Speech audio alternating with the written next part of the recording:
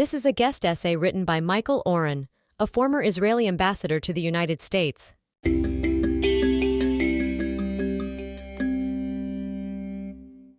I have only one passion, that of light, in the name of humanity which has suffered so much and which has the right to happiness. So concluded J'accuse, Émile Zola's 1898 attack on the French judicial, military, and political establishment. His purpose was to expose the serial perjuries and forgeries that led to the conviction of spying for Germany of Army Captain Alfred Dreyfus. Zola railed against official corruption and deceit, but also against the anti-Semitism of those who framed Dreyfus. The hatred that Zola saw as threatening not only to Jews but to the entire nation. When a society is there, it decays, he wrote. Zola understood, as did many of his contemporaries, consciously or implicitly, that the great struggle over the Dreyfus trial was not really about espionage, not about Jew hatred, or even the Jews. It was, rather, about France. Would it be a conservative, militant, autocratic, Catholic county, or a liberal, tolerant, democratic, and secular republic? Would its character be determined by the army and the church, or by the intellectuals, the free thinkers, and the Fourth Estate? Far more than a French Jewish officer on trial for treason, the Dreyfus affair formed the cutting edge of a vast culture kampf over the meaning of France, if not the soul of Western civilization. I could not help recalling Dreyfus last December 5th, while U.S. Congress questioned the presidents of 3 elite universities about their response, or non-response, to campus anti-Semitism. Ostensibly, Harvard President Claudine Gay, Elizabeth McGill of University of Pennsylvania, and MIT's Sally Kornbluth were being asked whether calls for the genocide of the Jews constituted harassment against their school's Jewish students. None of them could be likened to Dreyfus, nor was their key inquisitor, Republican firebrand Elise Stefanik, a Zola. America's establishment, in contrast to France's in 1898, was left-wing and its challengers, conservative. And yet the issue, once again, was Jew hatred and the degree to which it permeated some of the state's most venerated institutions. At stake was far more than the safety of Jewish students at Ivy League schools or even the meaning of the slogans, "Globalize the Intifada" and "From the river to the sea." The issue was not even the broader one of free speech. Beyond any of those weighty considerations was one far more momentous, the soul of America and the civilization on which it rests. Would the United States be a meritocracy in which citizens advanced financially and socially solely on the basis of their abilities? Or would advantages be granted as compensation for being born into a race, gender, or ethnicity deemed disadvantaged by the left? Would armed force, whether in the hands of the police or the military, be an evil to be circumscribed if not eliminated, or a moral imperative that must be upheld? Is the right to free speech absolute and unqualifiable, or should it be applied selectively, and if so, by whom and under what circumstances? Is this country, despite its considerable flaws, a force for good in the world, inherently benevolent, and worth both serving and preserving? Or was America from its inception malign, an oppressor of large portions or its own population, and an opponent of freedom and justice abroad? These are fundamental questions that impact all Americans, indeed, the entire Western world. But why should they once again be posed in terms of the Jews? The canned answer evokes the canary in the coal mine cliché, the observation that what happens first to the Jews eventually occurs in society as a whole. What began in October 2000, for example, with Islamist suicide bombers killing Israelis in the Second Intifada, reached America less than a year later in 9/11. Still, it is hard to explain why the Jews who championed French nationalism should, in the person of Dreyfus, become its principal target, or why American progressivism should betray the Jews who largely founded it. Perhaps it is not about the usual reasons for anti-Semitism, the jealousy, the fear, the conspiracy theories, and the basic human need to hate. Maybe it is not about the Jews at all, but about the way societies define themselves.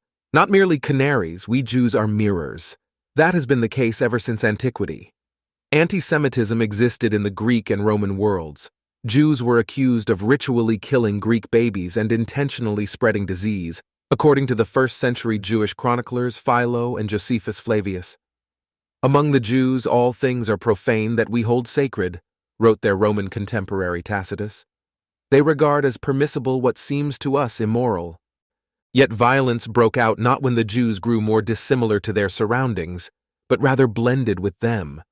The anti-Jewish edicts of King Antiochus IV in 168 and 167 BCE were aimed first and foremost at the Hellenized Jewish elites. Similarly, the riots in Alexandria in 38 CE targeted Jews who, culturally if not religiously, were indistinguishable from their Greek neighbors. The issue was not so much the meaning of Jewishness, but of the basic nature of polis. Would it be multicultural, tolerant, and religiously pluralistic, or chauvinistically Hellenist and pagan? Greeks and Romans were gazing into a Jewish mirror and trying to discern, who are we? The rise of Christianity introduced new tropes to anti-Semitism, among them the accusation of deicide, and served to separate Jewish communities culturally and physically from their host societies. Nevertheless, Europeans persisted in gazing at the Jews in order to get a clearer image of themselves. The facade of many medieval cathedrals portray the twin figures of synagogue and church, personifying the victory of a majestic Christian queen over a subdued and blindfolded Jewess. Even during the Crusader period, after the land of Israel had been rendered Juden Rhein, German for free of Jews, European knights emblazoned the wall of their church in Abu Ghosh with the image of Christ evicting a coward Jew. Modernity, though, revived the challenge of the indistinguishable Jews who, emerging from the ghetto, could look and sound much like their countrymen. Rather than target practicing Jews, the Inquisition tortured the descendants of converts who appeared no different than other Spaniards. And what, besides a penchant for repayment in flesh, separates Shylock from Antonio and Bessarion, both of whom bleed and hath eyes? As James Shapiro, the Shakespeare scholar, observed, the English turned to Jewish questions in order to answer English ones. Looking into that Jewish mirror and seeing a reflection only of themselves could prove discomfiting for Europeans, if not maddening. The Jews are an ignorant and barbarous people, wrote the 18th-century French philosopher Voltaire. They have long united the most sordid avarice with the most detestable superstition, and the most invincible hatred for every people by whom they are tolerated and enriched. The Jews in France, as elsewhere in Western Europe, were becoming increasingly integrated into society and the economy.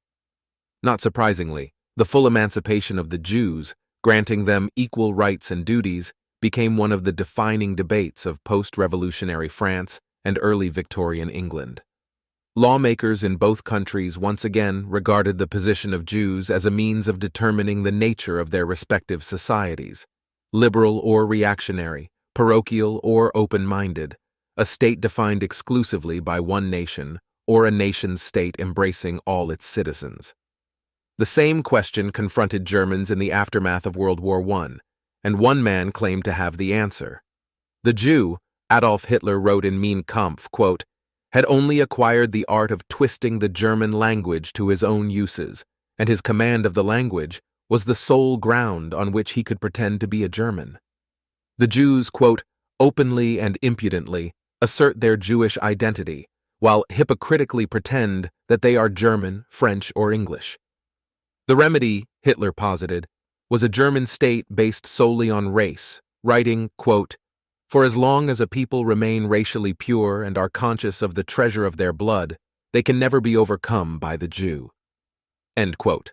The Holocaust, it might have been presumed, put an end to the Jews' role as the means through which Western societies defined themselves, the mirror they held up to decide, who are we? But no, well into this century, during which I served in several diplomatic roles, I met with European parliamentarians from multiple parties who told me, without irony, that their harshest debates were about Israel and the Palestinian issue. Let me get this straight, I pressed them. You're facing immigration crises, financial and environmental crises, and a war like Russia on your doorstep, and your harshest debates are about Israel? Yes, they uniformly nodded. Our harshest debates are about Israel. I had to experience similar conversations in several countries before I finally understood that the Europeans were not, in fact, arguing about Israel, but in reality about themselves. The issue, once again, was the meaning of Europe. Was it still liberal, secular, and borderless, or reverting to its previous nationalistic, Christian, and territorial form? Would the continent be open or closed to African and Middle Eastern immigrants? Would its nation-states remain bonded in the European Union, or reassert their economic, diplomatic, and cultural independence? In Europe, as in United States, the supporters of Israel once came from the left, those who believed in universalism, secularism, socialism, and legislated attempts to promote equality. Today, by contrast, Israel's advocates are likely to back a nationalist, free market society in which people get ahead through sweat and talent. Then, as now, Jews served and continue to act as a mirror. And the image we still project, much like in France of the 1890s, can prove disturbingly familiar. Why, after 2,500 years, in the shadow of the Holocaust, this should be our role, is the subject of scholarly debate. Anti-Judaism, posited the brilliant historian David Nirenberg, is a set of ideas and attributes with which non-Jews can make sense of and criticize their world. And the practice shows no signs of going away.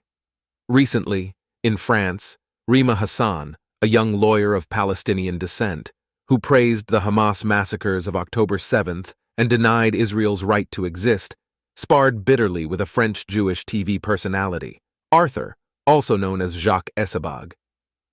The debate, once again, was over anti-Semitism, but in reality about the role of gender, race, and age in contemporary society. In short, about France. Faced with this pernicious phenomenon, there is little that we as Jews can do to combat it. We can only urge Westerners to work out their identity issues between and by themselves and keep us out of it. Der Kultur Kampf should not be mine. That is German for, their culture struggle should not be mine. We must resist the mirror role in which society has repeatedly cast us, and with the passion of Émile Zola's final words, my fiery protest is simply the cry of my very soul.